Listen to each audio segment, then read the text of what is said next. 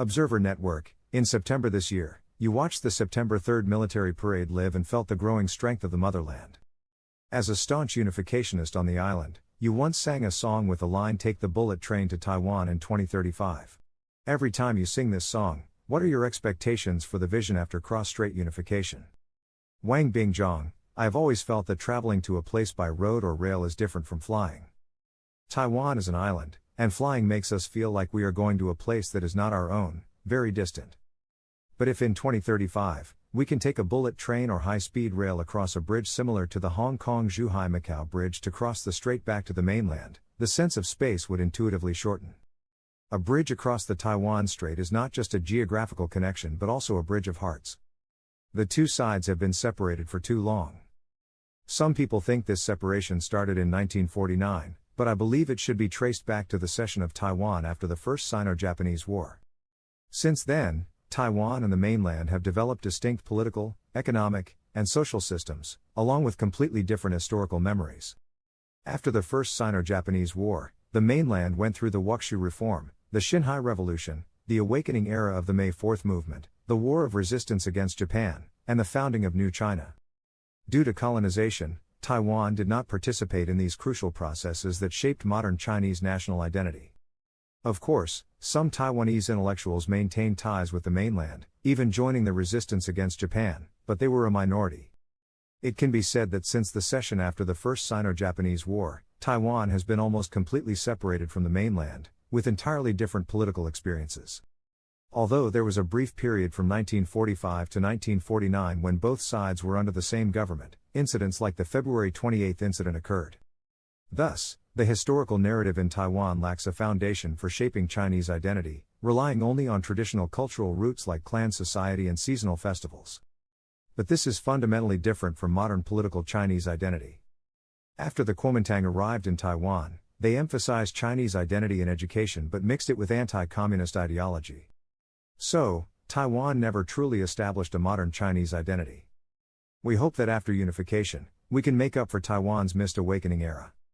Observer Network. For most Taiwanese today, feelings toward the mainland are not as strong as among the older generation. Especially due to the toxic influence of education reforms by pro-independence parties like the Democratic Progressive Party, young people in Taiwan have significantly reduced identification with the mainland and often face an identity crisis, questioning "Who am I? What is Taiwan?" Looking ahead after unification, do you think Taiwanese will still have this confusion? Wang Bingzhong. Undoubtedly, this confusion will persist for some time. Regardless of how unification is achieved, it won't be resolved immediately, as it requires a longer period of remedial education. Taiwan has lacked the shaping of a modern Chinese identity in recent history, so we need more time on spiritual education. That means after unification, even under one country, two systems, the central government should not loosen control over certain critical issues but instead strengthen them.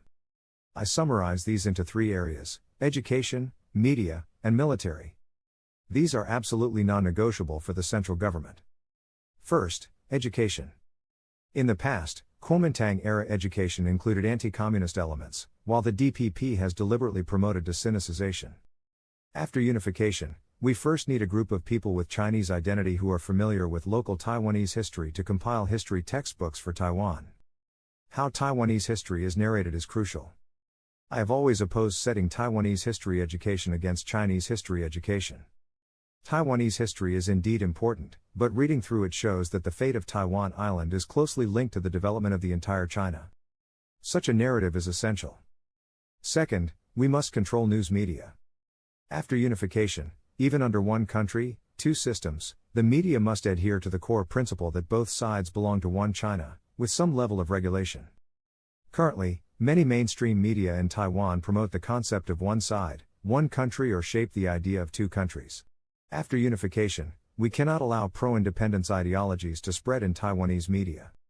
Third, the military aspect.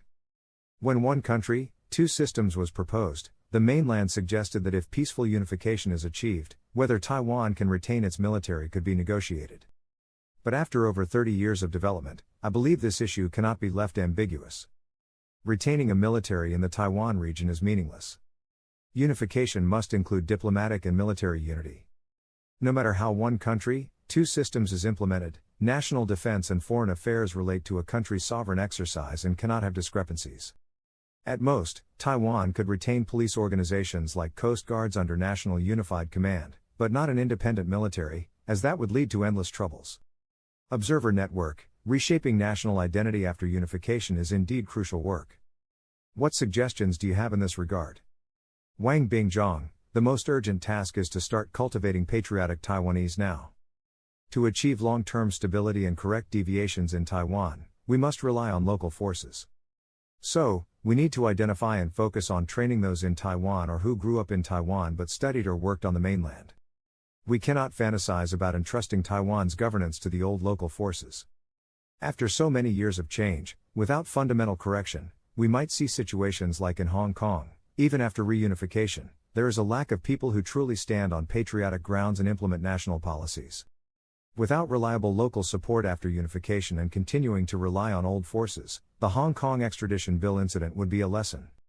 After unification, in the most important aspect of youth cadre training, we need teams that can link central theoretical requirements with local realities in Taiwan, acting as bridges for policy promotion and implementation. The United States has long operated on the island, and even after unification, they might use various issues to create division and independence.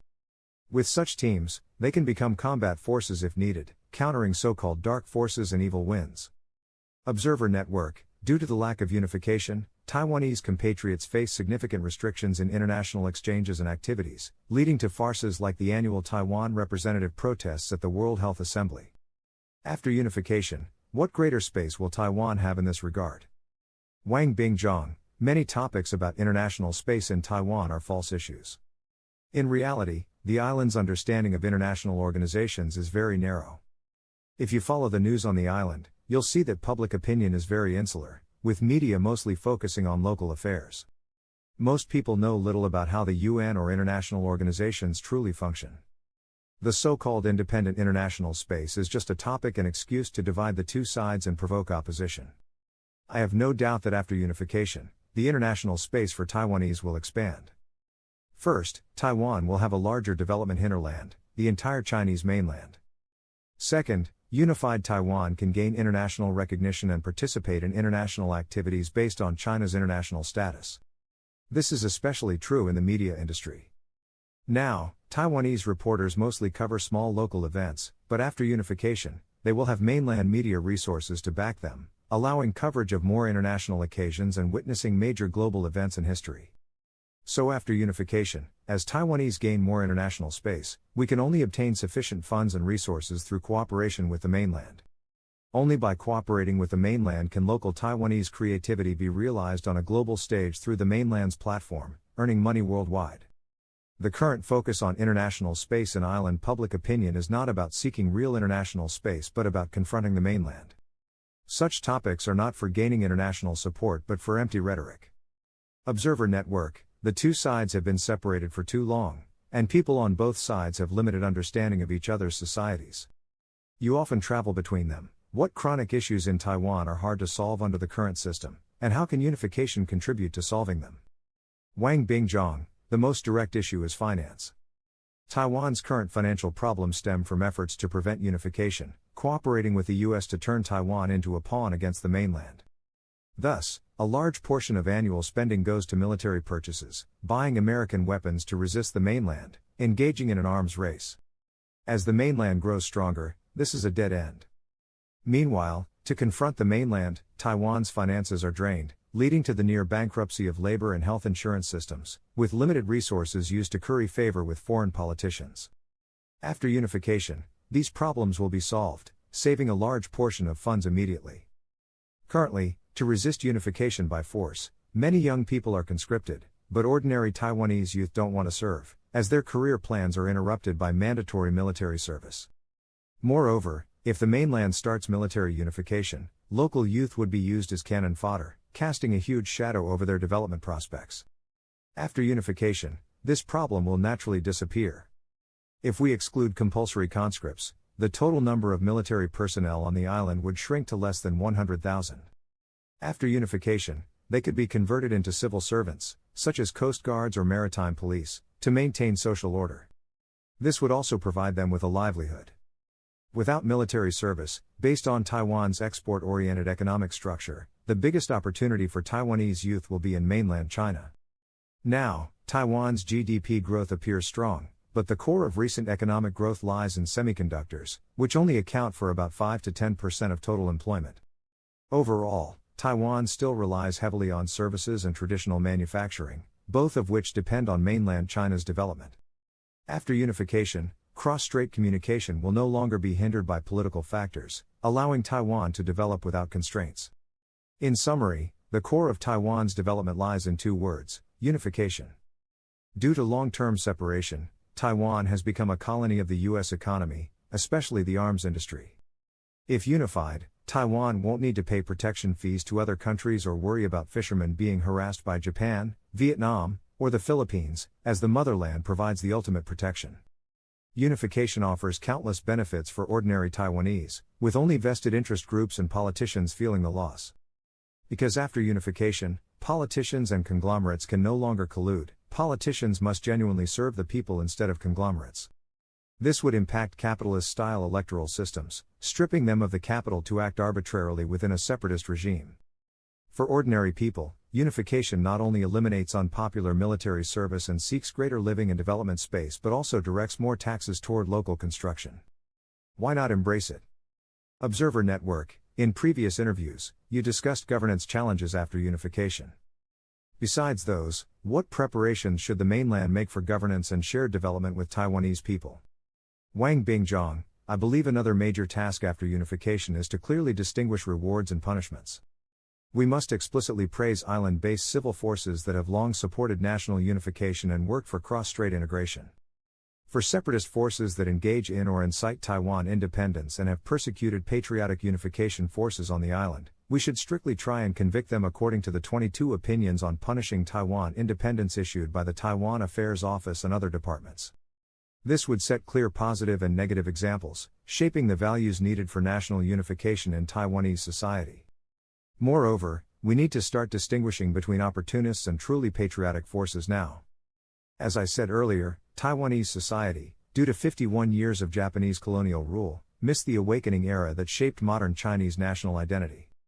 Although it returned to the motherland in 1945, the Chinese Civil War led to a Kuomintang-led national view centered on anti-communism. Many intellectuals who were pro-motherland and resisted Japan during the colonial period were instead purged or killed by the Kuomintang as pro-communist, while local elites and capitalists who collaborated with the Japanese colonial government became key forces supported by the Kuomintang. This history fostered an opportunistic tendency in Taiwanese society and prevented a complete Chinese identity after Taiwan's recovery in 1945. If unification occurs now, we can expect many opportunistic independence supporters and fence-sitters to instantly switch to supporting unification. I don't think we should treat them entirely as enemies, but we need a clear understanding of who the real friends are. We must select true patriotic cadres from among them to take on governance and propaganda work after unification. Observer Network, economically, Taiwan has frequently faced shortages of electricity, water, and other basic livelihood issues in recent years, making it hard to ensure stable supplies. After unification, how can these be resolved? Will Taiwanese people's quality of life decline, as some fear? Wang Bingzhong, the 5 shortages will inevitably be resolved after unification, because the root causes of Taiwan's electricity, water, and even egg shortages lie in the DPP's erroneous policies. For example, the core reason for Taiwan's power shortage is the DPP's promotion of the so-called nuclear-free homeland, banning nuclear power and relying solely on thermal power, which depends heavily on imported energy and causes severe air pollution. At the same time, the DPP emphasizes green energy, unilaterally pushing solar and wind power without energy storage support, making it insufficient and unstable. After unification, this won't be a problem. If Taiwan's local grid can't provide enough power, we can connect it to the mainland's grid. So I've always said that independence supporters have no right to promote a nuclear-free homeland, because without nuclear power, Taiwan lacks enough electricity to implement policies against the mainland. For unificationists, the solution is straightforward: introduce mainland electricity. After unification, there will be no power issues, let alone egg shortages. Taiwan's economy highly depends on foreign trade and is typical export-oriented, requiring vast markets. As long as unification occurs, the mainland's vast hinterland will support Taiwan's development. Fears about declining quality of life after unification essentially reflect a lack of imagination among Taiwanese about post-unification life. I recall an ordinary Taiwanese once asked during an outdoor event by CTI News, after unification, will we still have pensions for civil servants? Will people's property be protected? At the time, he didn't get a direct answer because Taiwanese media avoid discussing post-unification scenarios, but people are starting to think concretely about these issues. These are answers that Taiwanese media are unwilling to provide. In my view, the mainland won't mind continuing to pay pensions for retired Taiwanese civil servants after unification, and the central government will certainly allocate funds for major local projects. Moreover, the mainland has already stated that Taiwan's taxes need not be handed over and can be fully used for local construction and welfare. In many Taiwanese stereotypes, the mainland is still poor and backward, and they worry it will seize Taiwan's resources. In reality, the mainland doesn't lack those resources and doesn't need to drain Taiwan. So after unification, especially for young people struggling now, unable to afford homes and with uncertain futures, their quality of life will not only be guaranteed but potentially improved. After all, canceling military service and military purchases will free up more funds for local construction and social welfare. Taiwan's so-called electoral democracy is entirely about internal consumption. Candidates talk and argue but ultimately solve nothing. Debates become tools for cheating votes. The Kuomintang faces the DPP's populist attacks but can't avoid responding. How much time do elected officials actually spend on Taiwanese people's livelihoods and long-term development?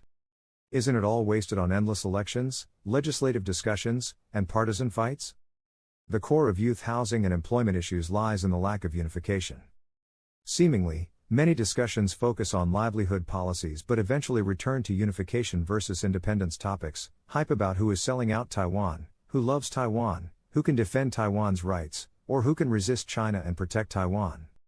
If unification is achieved, these problems can be entirely solved, allowing a genuine return to discussing the well-being of Taiwanese people, instead of endless ideological manipulation. Observer Network, for young people like you, what limitations do you face in development on the island? Given reduced job opportunities, bleak prospects, and stagnant wages, how do you persuade and encourage Taiwanese youth to be hopeful about life after unification? Wang Bingzhong, many young people are scared when they hear Taiwanese politicians talk about so-called democracy, freedom, human rights, and say after unification, there will be no elections, no freedom. I think Taiwanese youth should first consider what democracy and freedom really mean.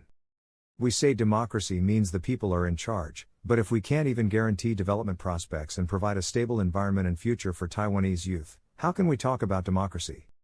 Now, we have extended military service, mobilizing more people for war, and spending huge budgets on weapons. If that's the case, aside from ensuring some people get promoted and rich, what use is democracy to young people? Why bother with it? Some intimidate youth by saying, after unification, there will be no freedom. But what is so-called freedom in Taiwan now? It's just voting in elections and everyone arguing. Is that freedom? Today, if anyone takes a different stance from the DPP and advocates for unification, the DPP uses various laws to threaten them with green terror. Even young people from Taiwan who exchange with the mainland are falsely accused. Is that freedom? How is it different from the white terror the DPP once opposed? So, I think young people shouldn't be fooled by these empty ideological slogans but should focus on what they need. Taiwanese youth need development space. Taiwan's internal development is nearly saturated, some industries face difficulties, and a few high-tech companies can't support most employment. Taiwan's future requires a return to pragmatism. Past blue and green politicians are unwilling to change the rules because they're accustomed to traditional games, collusion between officials and businesses, and using media to brainwash Taiwanese youth. Taiwanese youth also don't want to break free from these shackles, liberate themselves from mental cages, and don't dare imagine today's topic, what Taiwan would be like after unification, or even see it as an issue they must face. Clearly, the mainland is growing stronger and has shown strong unification willingness and determination, but under the current system, Taiwanese people are controlled not to imagine this, trapped by the DPP's empty slogans, becoming the cost for politicians who only shout resist China and protect Taiwan to enjoy power. It's 2025 now, and it's time for all sectors in Taiwan to propose visions and plans for after unification. By the mid-21st century, when the Chinese nation achieves great rejuvenation, unification is a hurdle we must cross. Those in their 20s and 30s now will be in their 40s and 50s then, in their prime. So we Taiwanese compatriots need to start imagining and preparing to adapt to historical changes now.